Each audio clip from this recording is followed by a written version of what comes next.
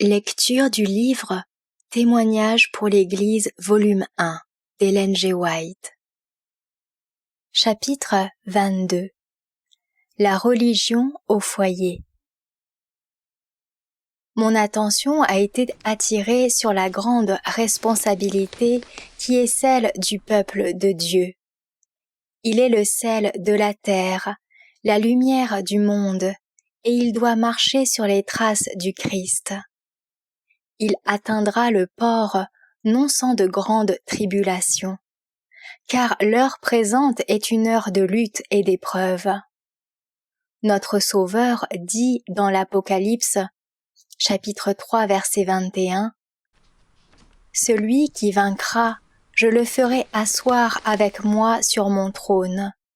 Comme moi, j'ai vaincu, et me suis assis avec mon Père sur son trône. » La récompense n'est pas donnée à tous ceux qui font profession de suivre le Christ, mais à ceux seulement qui vaincront, comme il a vaincu. La vie du Sauveur doit faire l'objet de notre étude, afin que nous apprenions à le confesser devant les hommes.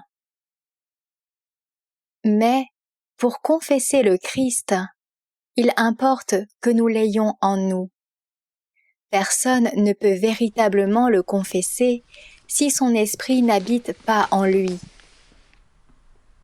S'il suffisait d'une piété formaliste ou d'un simple acquiescement à la vérité, nous pourrions dire « large est le chemin qui conduit à la vie, et il y en a beaucoup qui le trouvent ». Il nous faut comprendre ce que veut dire confesser le Christ et en quoi nous le renions. Car il est possible de le confesser des lèvres tout en le reniant dans nos actes.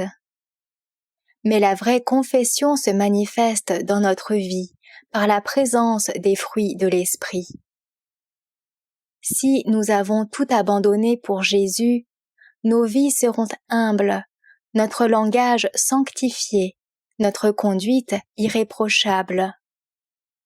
Confesser le Christ, c'est encore laisser la vérité puissante et sanctifiante agir sur notre âme et notre caractère, se modeler à l'image de celui du Christ.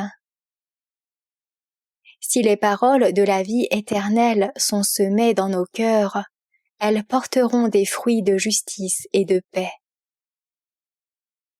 Nous pouvons renier le Christ dans nos vies par l'amour de nos aises et de nous-mêmes, par nos plaisanteries et nos bouffonneries, par la recherche des honneurs du monde.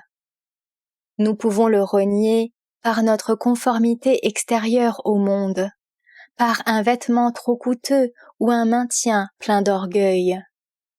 Ce n'est que par une vigilance de tous les instants, une persévérance incessante dans la prière, que nous serons capables de rendre manifeste dans notre vie le caractère du Christ et la vertu sanctifiante de la vérité. Beaucoup éloignent le Christ de leur foyer par un esprit impatient et emporté. De telles personnes ont des victoires à remporter dans ce domaine. Mon attention fut attirée sur la condition misérable de nos contemporains. Les générations sont allées en s'affaiblissant, et des maladies de toutes sortes affectent la race. Des milliers d'individus au corps difforme, chétifs, aux nerfs usés, aux esprits assombris, traînent une existence misérable. Satan a de plus en plus de prise sur l'humanité. Et si le Seigneur ne revenait bientôt pour le réduire à l'impuissance, la terre ne tarderait pas à être dépeuplée. J'ai vu que la puissance de Satan se déchaînait plus particulièrement contre le peuple de Dieu. Beaucoup de croyants m'apparurent dans une condition désespérée. Les infirmités physiques affectent l'esprit. Un ennemi rusé nous épie et déploie toute son énergie pour nous détourner du bon chemin. Trop fréquemment, les enfants de Dieu ne sont pas sur leur garde. Aussi ignore-t-il les pièges de l'ennemi, qui travaille en se dissimulant de son mieux et parvient souvent à son but. Certains frères ont investi des capitaux dans des brevets ou des entreprises, et ils ont entraîné d'autres personnes qui ne sont pas capables de supporter les inquiétudes et les soucis de telles affaires. Leurs esprits surmenés réagissent sur leur corps déjà malade, si bien qu'ils cèdent au découragement et vont jusqu'au désespoir. Ils perdent toute confiance en eux-mêmes, pensent que Dieu les a abandonnés et n'osent plus croire qu'il leur fera désormais miséricorde. Mais ces pauvres âmes ne seront pas abandonnées à Satan. Elles sortiront de leurs ténèbres et consolideront leur foi tremblante, en s'appuyant sur les promesses de Dieu, qui les délivrera et changera leur tristesse et leur lamentation en chants de paix et d'allégresse.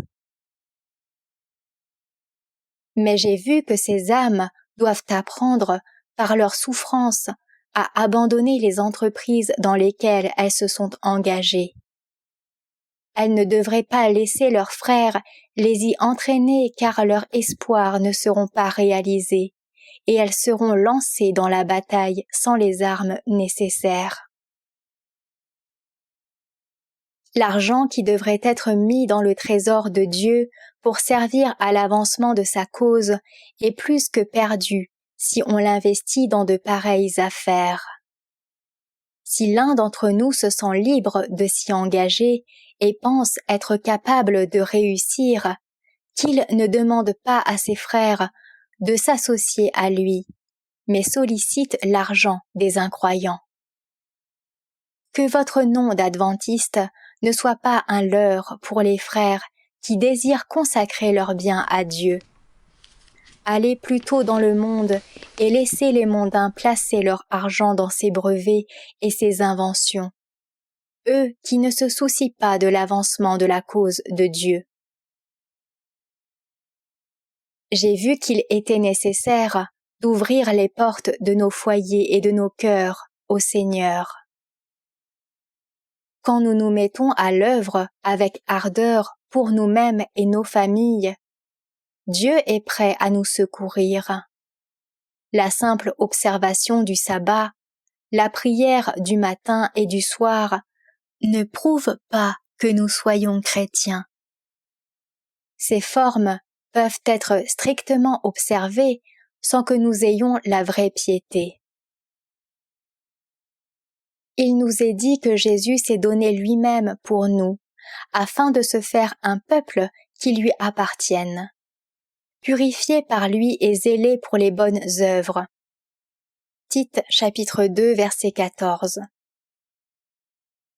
Tous ceux qui se disent disciples du Christ doivent se dominer eux-mêmes et ne pas se permettre de se laisser gagner par l'irritation et l'impatience.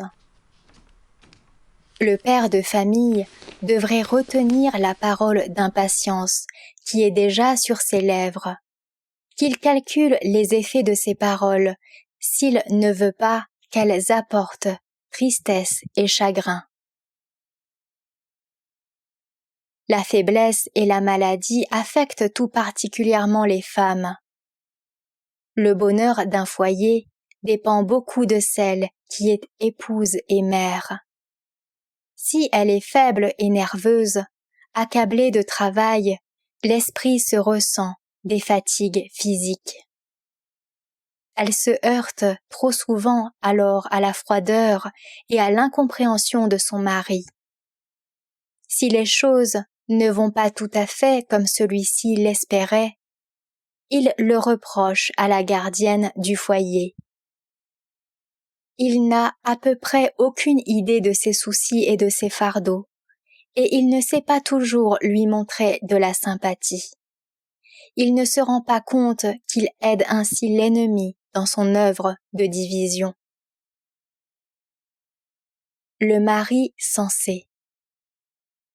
Le mari devrait au contraire opposer à Satan le bouclier de sa foi. Mais il semble ne pas discerner ses propres intérêts et ceux de son épouse. Il la traite avec indifférence, sans se rendre compte qu'il travaille à détruire son bonheur et celui de sa famille. Sa femme se décourage.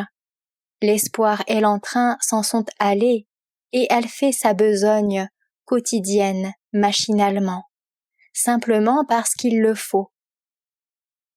Son manque d'entrain et de courage est ressenti par tous les membres de la famille. Il y a beaucoup de foyers adventistes qui sont ainsi malheureux. Les anges ne peuvent enregistrer dans le ciel que ces honteuses nouvelles. Le père de famille devrait manifester un très grand intérêt pour son foyer et montrer tout particulièrement sa tendresse envers son épouse si elle est faible. Il fermerait ainsi la porte à bien des maladies, car des paroles douces, affectueuses et encourageantes sont plus efficaces que les meilleurs médicaments du monde. Elles apporteront le réconfort au cœur découragé, et le bonheur qui illuminera toute la famille récompensera au-delà de toute attente l'effort que le père aura fait pour se montrer aimable dans ses actes et ses paroles. L'époux devrait se souvenir que la part la plus importante du fardeau de l'éducation des enfants repose sur la mère, car c'est elle qui contribue le plus à former leur caractère. Cette pensée le rendrait plus aimant et l'inciterait à faire tout ce qui est en son pouvoir pour alléger son fardeau. Il devrait l'encourager à s'appuyer sur lui, diriger ses pensées vers le ciel où se trouvent la force et la paix, le repos pour les cœurs fatigués. Qu'il ne rentre pas chez lui avec un front soucieux, mais que sa présence éclaire le foyer et incite sa femme à regarder en haut et à mettre sa confiance en Dieu. Ensemble, ils peuvent se réclamer des promesses du Seigneur, qui bénira richement leur famille, tandis que la dureté, les plaintes et la colère empêchent Jésus de demeurer dans la maison. J'ai vu que les anges de Dieu ne resteront pas non plus là où l'on entend des mots désagréables et le bruit des querelles. Une épouse sereine. J'ai vu aussi que l'épouse avait souvent de grands torts. Elle n'accomplit pas des efforts suffisants pour être maîtresse d'elle-même et faire régner le bonheur dans son foyer. Elle est souvent de mauvaise humeur et se plaint inutilement. Le mari rentre du travail fatigué et soucieux et il trouve une mine renfrognée au lieu de paroles aimables et encourageantes. Il n'est qu'un homme et son affection se détourne alors de sa femme. Il perd son intérêt pour son foyer, son chemin s'assombrit, son courage s'évanouit. Il n'a plus ce respect de soi, cette dignité que Dieu voudrait lui voir. Le mari est le chef de la famille, comme le Christ est le chef de l'Église. Et si la femme agit de telle sorte qu'elle sape son influence et lui fait perdre cette position de responsabilité et de dignité, elle déplaît à Dieu. C'est le devoir de la femme de subordonner ses désirs et sa volonté à ceux de son mari. Tous deux doivent se faire des concessions, mais la parole de Dieu donne l'avantage à la décision du mari. D'ailleurs, la femme n'y perdra pas en dignité de céder à celui qu'elle a choisi comme conseiller et comme protecteur. Le mari maintiendra son autorité dans sa famille avec douceur, avec fermeté. On m'a posé cette question. Dois-je rester sur mes gardes et sentir continuellement peser sur moi une contrainte ? il m'a été révélé que nous devons nous préoccuper de sonder nos cœurs et de veiller sur nous-mêmes avec un soin jaloux. Cherchons à connaître notre point faible et surveillons-nous alors sans cesse sur ce point. Ne perdons jamais le contrôle de nous-mêmes. Si quelqu'un ne bronche point en parole, c'est un homme parfait, capable de tenir son propre corps en bride. Jacques chapitre 3, verset 2. La lumière qui brille sur notre sentier, la vérité qui dirige notre conscience, condamnera et détruira l'âme, ou la sanctifiera et la transformera. Nous vivons trop près de la fin du temps de grâce pour nous satisfaire d'une œuvre superficielle. La grâce dont nous nous sommes contentés jusqu'ici sera insuffisante pour nous soutenir demain. Notre foi doit augmenter sans cesse, afin que nous nous rapprochions de plus en plus du Christ dans notre conduite, dans nos dispositions à résister victorieusement aux tentations de Satan. La grâce de Dieu est assez abondante pour que chaque disciple du Christ en ait sa part.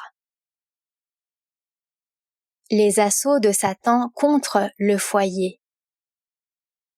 Nous devons mettre toutes nos forces et toute notre persévérance à résister aux assauts de Satan, qui fait tout ce qui est en son pouvoir pour nous détourner du droit chemin. Il surveille nos allées et venues, cherchant quelques occasions de nous nuire et de nous entraîner à la ruine. Il travaille dans l'ombre avec un grand succès, faisant sa proie de ceux qui ignorent ses roueries.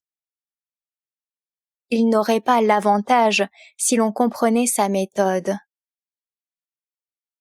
Les instruments dont il se sert pour arriver à ses fins, pour lancer ses traits les plus acérés, sont souvent les membres de notre propre famille. Ceux que nous aimons peuvent en effet parler ou agir inconsidérément et nous blesser profondément. Ce n'était pas leur intention de le faire, mais Satan grossit à nos yeux la portée de leurs paroles et de leurs actes. C'est une flèche de son carquois qui a réussi à nous transpercer. Nous nous raidissons pour résister à celui qui nous a blessés, pensons-nous. Et par là même, nous donnons prise aux tentations de l'ennemi. Au lieu de prier Dieu pour lui demander la force de nous opposer victorieusement à l'adversaire, nous souffrons que notre bonheur soit terni, en affirmant ce que nous appelons nos droits. Nous accordons ainsi à Satan double avantage. Nous extériorisons nos sentiments blessés et Satan se sert de nous pour blesser et décourager ceux qui n'avaient pas l'intention de nous faire de la peine. Les exigences du mari peuvent parfois ne pas sembler raisonnables à la femme. Mais si avec calme et bonne foi, elle revoyait la question en essayant de se mettre à sa place, elle s'apercevrait qu'en abandonnant son point de vue et en adoptant le sien, même si cela était contraire à ses propres sentiments, cela leur épargnerait de se trouver malheureux et les délivrerait des tentations de Satan. J'ai vu aussi que l'ennemi s'attaquerait à l'efficacité ou à la vie même des chrétiens, et qu'ils essaieraient de leur enlever la paix ici-bas. Mais sa puissance est limitée. Il peut chauffer la fournaise à blanc, mais Jésus et ses anges veilleront sur le chrétien qui met sa confiance en eux, et seule la scorie sera consumée. Le feu allumé par Satan n'a aucun pouvoir sur le métal lui-même. Mais il est important de fermer toutes les portes qui pourraient livrer la place à l'ennemi. C'est le devoir de chaque famille chrétienne de vivre de telle manière que Satan n'ait pas l'occasion de se servir de quoi qui puisse être fait ou dit pour en accabler les uns ou les autres. Chaque membre de la famille devrait se rappeler qu'il doit faire l'impossible pour résister à cet ennemi rusé. Que tous, par des prières ferventes et avec une foi inébranlable, se prévalent des mérites du sang du Christ et y trouvent la force qui les sauvera. Marcher par la foi. Les puissances des ténèbres entourent les âmes pour leur voiler la face de leur Sauveur, si bien que parfois nous ne pouvons qu'attendre, dans la douleur et la stupéfaction, que les nuages se dissipent. Ces heures sont parfois terribles. L'espoir semble disparaître et le découragement s'empare de nous. Nous devons alors apprendre à conserver notre confiance, à dépendre des seuls mérites du sacrifice de Jésus et, malgré notre indignité, à nous reposer entièrement sur la puissance du Christ crucifié et ressuscité. Nous ne périrons jamais tant que nous agirons ainsi. Je dis bien jamais. Quand la lumière brille sur notre route, ce n'est pas bien difficile de rester fort dans la grâce de Dieu. Mais quand il s'agit d'attendre patiemment, au milieu d'épaisses ténèbres, il faut beaucoup de foi et de persévérance pour que notre volonté reste entièrement soumise à celle de Dieu. Nous nous décourageons trop vite et nous demandons avec trop d'insistance que l'épreuve nous soit enlevée, alors que nous devrions supplier notre Père céleste de nous accorder la patience qui supporte et la grâce qui triomphe. Sans la foi, il est impossible d'être agréable à Dieu. Le salut peut être l'apanage de nos foyers, mais il nous faut croire et vivre en conséquence. Avoir une foi et une confiance inébranlables en Jésus. Nous devons triompher d'un tempérament emporté et contrôler nos paroles, remportant ainsi de grandes victoires. Sinon, nous serons les esclaves de Satan. Toute parole hargneuse, désagréable, impatiente et chagrine est une offrande que nous déposons sur l'autel de la majesté satanique. Et c'est une offrande coûteuse, plus coûteuse que tous les sacrifices que nous pouvons faire pour Dieu, car elle détruit la paix et le bonheur de la famille entière. Elle ruine la santé et risque d'entraîner la perte de la vie et du bonheur éternel. La contrainte que le Seigneur impose à nos lèvres est pour notre bien. Elle est un facteur de bonheur pour notre foyer et ceux qui l'environnent. Elle nous affine, sanctifie notre jugement, donne le repos de l'esprit et enfin la vie éternelle. Par cette contrainte sacrée, nous grandirons en grâce et en humilité, et il nous sera facile de parler comme il convient. Notre humeur naturelle et emportée sera tenue en bride. Le Sauveur fera sa demeure chez nous et nous fortifiera heure après heure. Des anges visiteront nos foyers et pleins de joie apporteront au ciel les nouvelles des progrès de notre vie spirituelle. L'ange inscrira l'heureux résultat dans les registres d'en haut. Retrouvez plus de lectures des ouvrages de l'Esprit de prophétie sur lerest.org.